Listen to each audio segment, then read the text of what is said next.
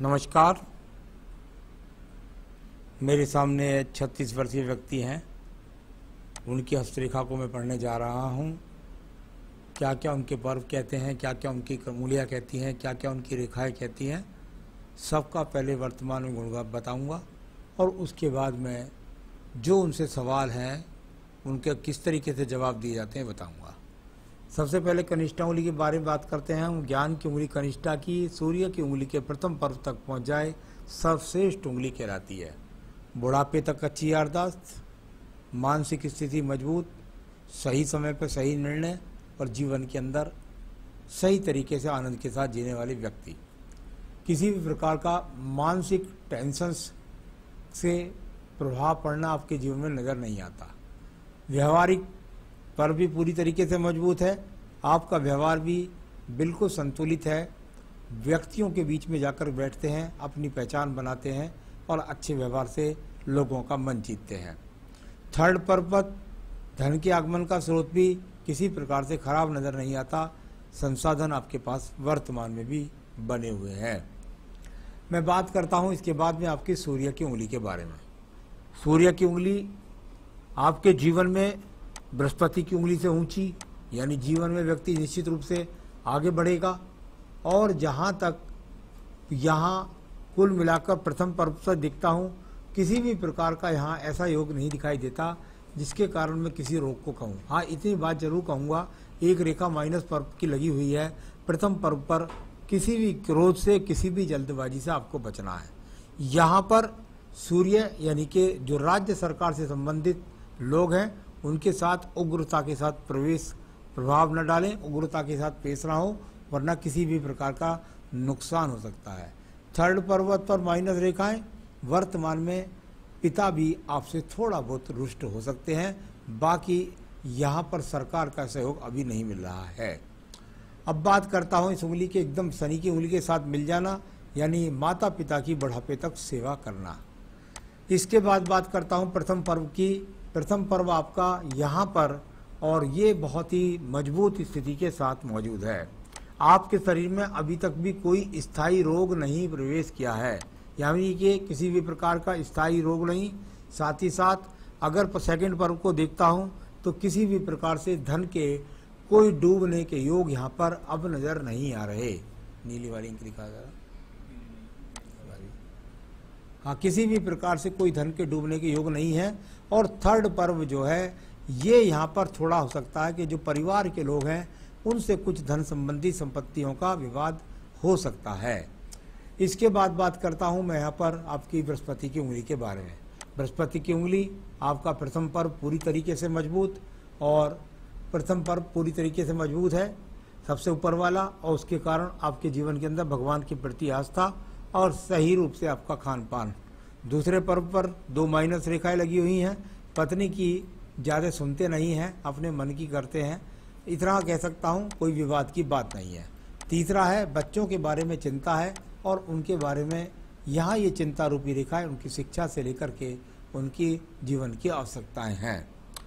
मैं बात कर लेता हूँ इसके बाद में आपके पर्व की, और वो पर्व है आपका यहाँ पर बुध का पर्व। बुध का पर्व धन की आवश्यकताओं के लिए यहाँ पर स्थायी रेखा दिखाई देती है। यहाँ से देखता हूँ ये स्थायी रेखा है आपके पास में धन की, जो आपके जीवन के अंदर निरंतर रूप से कहीं ना कहीं से आपको धन के आगमन दिला रही हैं।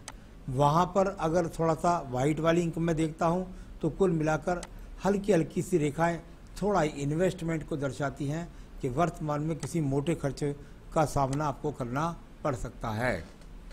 अब बात करते हैं हम आपके यहाँ पर सूर्य पर्व के बारे में। सूर्य का पर्व यश का पर्व के रूप में जाना जाता है।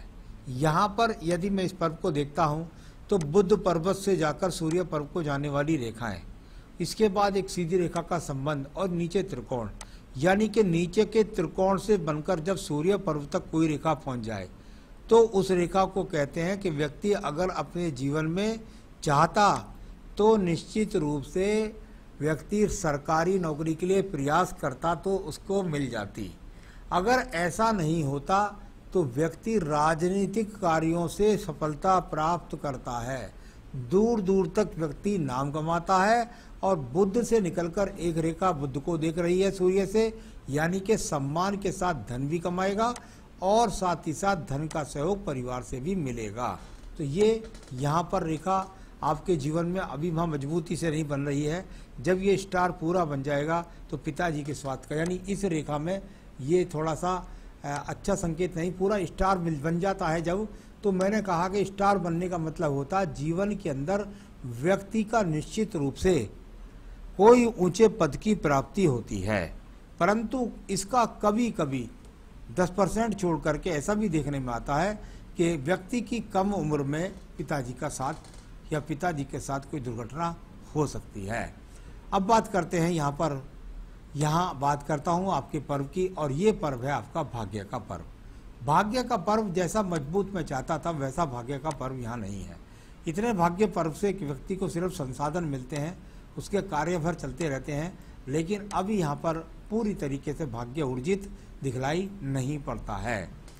अब बात करते हैं हम आपके यहाँ पर बृहस्पति पर्व के बारे में। बृहस्पति का पर्व आपके जीवन के अंदर बताएगा संतान सुख सहयोग, और साथ ही साथ बताएगा आपके जीवन के अंतर्गत आप पद प्राप्ति कर पाएंगे या नहीं कर पाएंगे। ये मल्टी टैलेंटेड रेखाएं शनि पर्व को देखती हैं, कुछ योजना बना रहे हैं जिससे धन के आगमन बन सके। बाकी यहाँ पर सामान्य से स्रोत सभी आपके पास मौजूद हैं। अब बात करेंगे आपकी हृदय रेखा के बारे में। हृदय रेखा यदि मैं पूरे हाथ में देखता हूँ तो डबलिंग करती हुई हृदय रेखा है।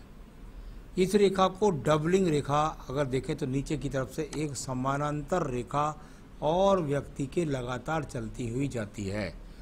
डबलिंग हृदय रेखा जब व्यक्ति के जीवन में होती है तो मन से व्यक्ति बहुत पवित्र होता है, एक बात। दूसरा, डबलिंग रेखा जब व्यक्ति के जीवन में होती है तो व्यक्ति कुल मिलाकर के, ऐसे व्यक्तियों को मैंने कितनी बार बताया कि ऐसे व्यक्तियों का विवाह भी जल्दी हो जाता है। डबलिंग रेखा जब व्यक्ति के अंदर होती है तो कोई भी रोग आएगा तो उससे संभालने के लिए एक दूसरी रेखा भी साथ के साथ चलती है। कुल मिलाकर ऐसे व्यक्ति की पत्नी, क्योंकि मैंने इसको हृदयांगनी रेखा भी कहा है, व्यक्ति का कदम कदम पर साथ नहीं छोड़ती, कदम कदम पर साथ देती है, साहस बढ़ाती रहती है। इस तरह से इन रेखाओं को हृदय रेखा को बोला जाता है। कोई बड़े रोग के संकेत यहाँ पर नहीं है। तो चलिए कुछ नीचे छोटे छोटे एक्स के चिन्ह लगे हुए हैं, जिनकी वजह से चिंता के चिन्ह काफ़ी सारे आपके नीचे लगे हुए हैं। मन के अंदर चिंताएं बहुत हैं। अब बात करता हूं इसके बाद में मैं आपके मंगल पर्व के बारे में। निम्न मंगल पर्व और उस पर एक्स के चिन्ह हैं, यानी संपत्ति की तो कोई प्रॉब्लम नहीं, मकान आज भी आपके पास निश्चित रूप से होगा। और यहाँ से निकलने वाली बहुत सारी रेखाएं आपके अगर देखता हूँ तो काफ़ी कुछ रेखाएं काट काट करके आपकी आयु रेखा से चलती हैं। यानी कि ये वो चीज़ें हैं जो व्यक्ति के जीवन में भाग दौड़ बहुत कराती है, यानी भाग दौड़ बहुत ज़्यादा और कुल मिलाकर उस भाग दौड़ से लाभ कम। ये मैं पिछले समय तक के लिए बोल रहा हूँ, यहाँ तक के लिए। इसके बाद एक रेखा खड़ी है, उसका लाभ मिलेगा आपको। तो ये दिखाने वाली रेखाएं कर्म रूपी रेखाएं, मेहनत करते रहिएगा, कोई परेशानी नहीं है। अब बात करते हैं आपकी यहाँ पर इस रेखा के बारे में। देखिए, मैंने कितने ही एपिसोड के अंदर बोला है कि ये भी डबलिंग करती सी रेखा है आपके जीवन के अंदर। मन को डबल माइंड रखती है, इसमें ये भी हो जाता है, लेकिन मन मस्तिष्क की बुद्धि को पूरी तरीके से मजबूत की करती है। दो मुखी रेखा है ये, एक चंद्र पर्वत को देखती है, एक मंगल पर्वत को देखती है। मंगल पर्वत को देखेगी यानी कि चरित्रवान बनाएगी, हिम्मत नहीं हारेगा। चंद्र पर्वत को देखेगी यानी भागदौड़ लगी रहेगी। अब इस रेखा को दूर से, जब आयु रेखा से ये रेखा दूर से चले तो व्यक्ति कुछ जिद्दी स्वभाव का होता है, जो छान ली मन में करके रहता है। तो कुल मिलाकर वो चीज़ यहाँ पर। साथ ही साथ जब बृहस्पति पर्व से इसका उदय हो तो व्यक्ति अपने जीवन के अंतर्गत जैसा अपने जीवन में चाहता है ऐसा व्यक्ति के जीवन में होता नहीं है। यानी जो पद वो चाहता है वो व्यक्ति को मिलता नहीं है, जो शिक्षा वो चाहता है वो व्यक्ति को मिलता नहीं है। कुल मिलाकर कई बार तो देखने में आता है कि पत्नी से संबंधित भी व्यक्ति को जैसी शिक्षा की पत्नी है वो चाहता है वैसी मिलती नहीं है, क्योंकि मंगल रेखा भी इसको यहाँ पर काट रही है। अब बात करते हैं यहाँ पर हम आपकी द्वितीय मंगल पर्व के बारे में। द्वितीय मंगल पर्वत पर एक्स के चिन्ह भी हैं। यहाँ पर अच्छा चिन्ह नहीं माना जाता जब इस तरह का होता है। संपत्ति विवाद का, झगड़े का, झंझट का, कोर्ट कचहरी का, मुकदमों का, या उनसे आना जाना या किसी भी स्वरूप से जुड़ा रहता है व्यक्ति का। कुल मिलाकर उग्र स्वभाव पर भी नियंत्रण रखना चाहिए। तो ये सब यहाँ मंगल द्वितीय पर्वत से दिखाई देता है। इसके बाद में बहुत सारे चिन्ह यहाँ पर दूषित भरे हुए हैं जो आपका बहुत मोटा खर्च कराने के बिल्कुल योग दिखाई देते हैं। किसी प्रकार के कर्ज का शिकार भी हो सकते हैं आने वाले टाइम में। अब बात करता हूँ मैं यहाँ पर आपकी रेखा की, और वो है चंद्र पर्वत की रेखाएं। चंद्र पर्वत और चंद्र पर्वत पर यदि देखता हूँ तो नीचे की तरफ एक्स का चिन्ह और यहाँ से निकलने वाली कुछ रेखाएं, यानी कि ये वो रेखाएं हैं जो आपके खान पान को खराब कर सकती हैं, आपका गलत लोगों से संबंध बना सकती है, आपके अंदर कोई बुराई डाल सकती हैं। जैसे बुराई को मैं कह सकता हूँ कि भाई खान पान की बुराई आपके अंदर कोई डाल सकती है, तो उससे आपको बचना है। अब मैं बात करता हूँ आपके पास में आपकी यहाँ पर बुध रेखाओं के बारे में।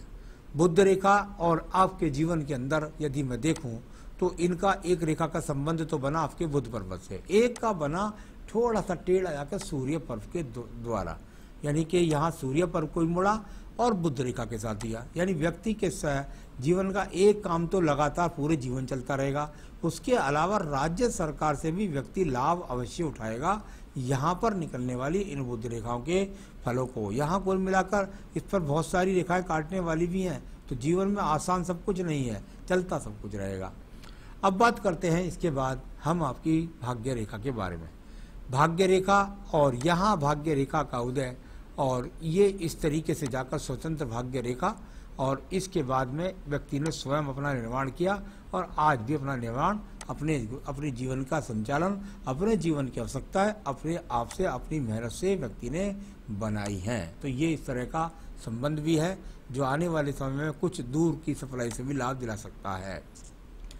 यहाँ पर बात करता हूँ मैं आपकी एक और रेखा के बारे में। इस रेखा को मैंने छोड़ा था इसलिए कि यहाँ ये जो रेखा है इसका जो संबंध आपके हाथ के अंदर है वो लगभग जिस एज में आप मुझसे बात करते हैं, यानी लगभग 36 से 37वें वर्ष में ये अच्छी रेखा जा रही है और देख रही है ये बृहस्पति पर्व की तरफ जा रही है, ये बुद्धि रेखा के साथ। यानी दिमाग के अंदर इस समय किसी निर्णय से तरक्की प्राप्त करने वाली 36वें वर्ष में ये अच्छी रेखा है।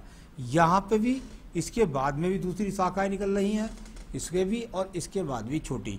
सबसे बड़ी रेखा जो अभी वर्तमान में जो सबसे ऊपर वाली है ये कुछ ना कुछ आपके जीवन के अंदर अच्छा करने वाली है। तो ये इस तरह की रेखाएं। मंगल रेखा भी है, थोड़ा सा मंगल से चलकर शुक्र पर्व को जाने वाली रेखा। मंगल रेखा आपके जीवन के अंदर आपको साहस देगी, लेकिन साथ के साथ आपका खर्च बढ़ाएगी, आपको पदवी मिलाएगी। तो इस तरह की रेखा बोली जाती है।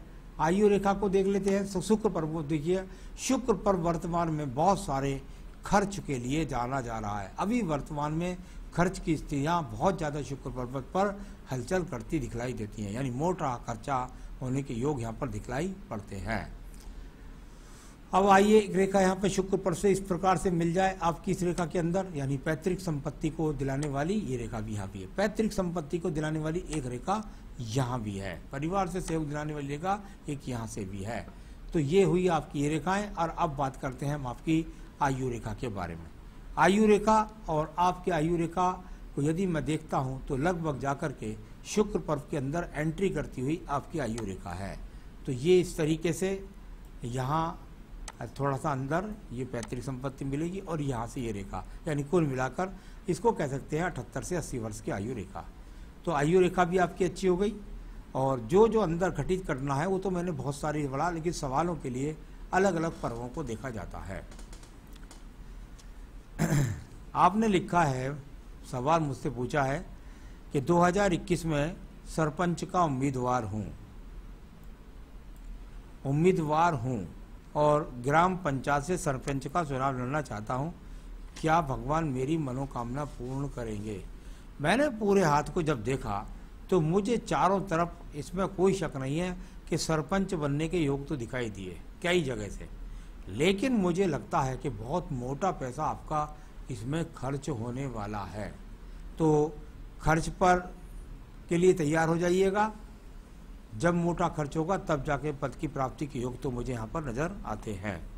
तो ये निश्चित रूप से अगर आपको मिलता है ये उम्मीदवारी अच्छी किसी पार्टी से, तो निश्चित आप विजयी हो जाएंगे। मेरा मकान कब तक बनेगा और कैसा बनेगा?